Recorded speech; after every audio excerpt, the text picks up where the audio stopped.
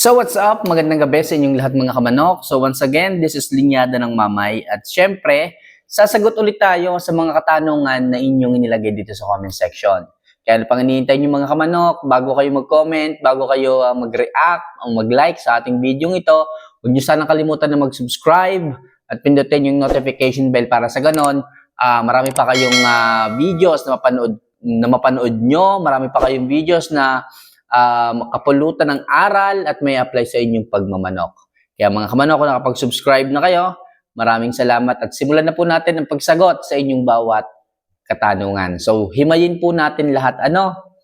So, ang unang katanungan ay galing kay Roy Edgardo Pring. Ayan, so, idol, saan po nabibili yung Jackie Oats? Actually, sa mga malalaking agribet, napakaganda po at napakarami po ng bitamina na maaaring ibigay ng fermented Jackie Oats sa ating mga alaga.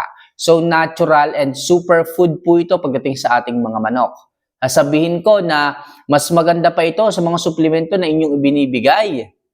Right? So, sabihin ng iba dyan, paano gaganda pa sa suplemento? Simpleng patoka lang naman yan.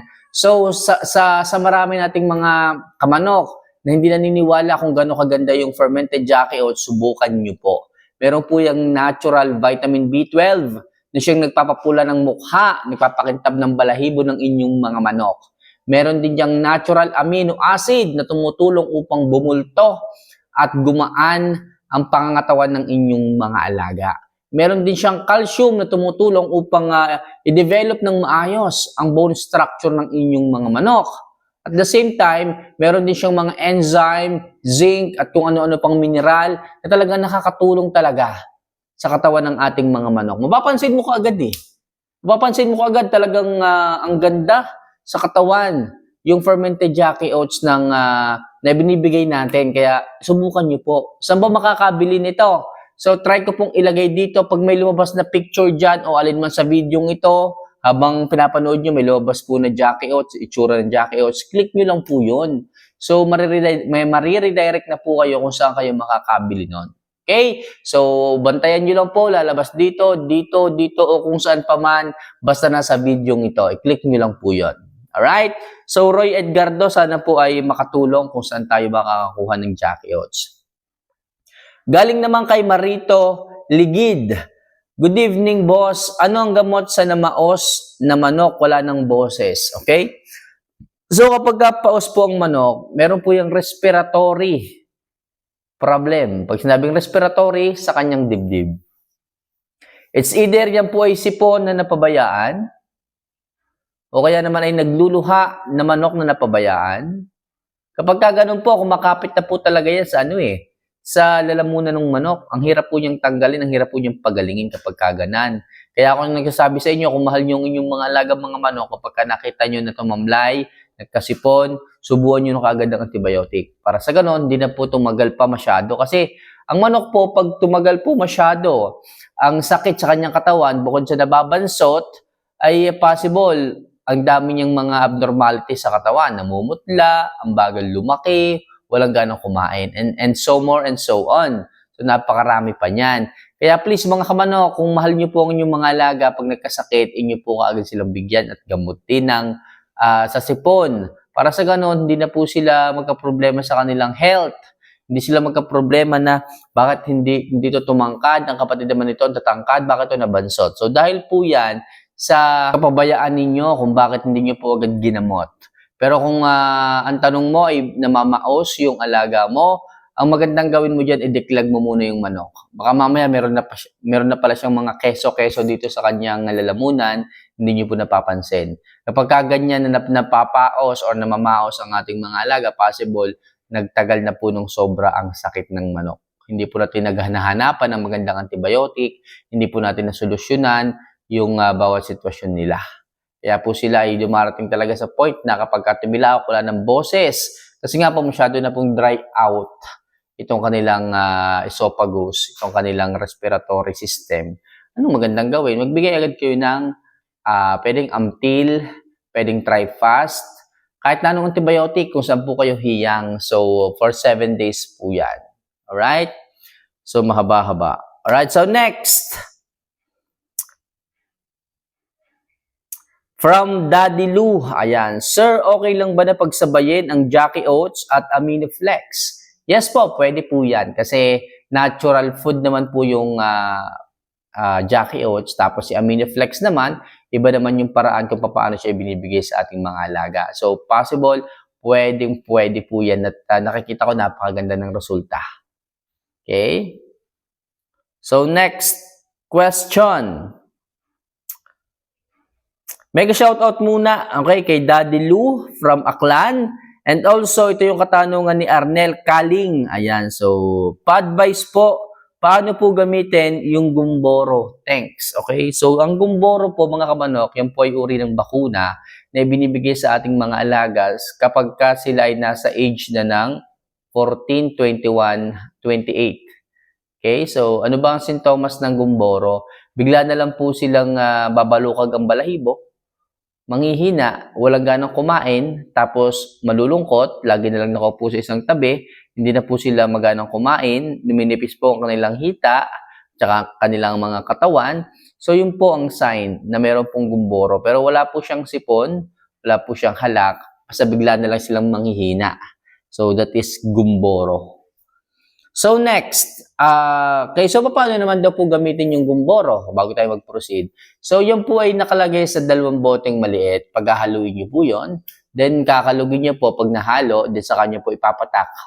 Drops po yon, oral drops po yung pagbibigay nito. Isang patak lang sa mata, sa bibig, sa lalamunan, pwede po.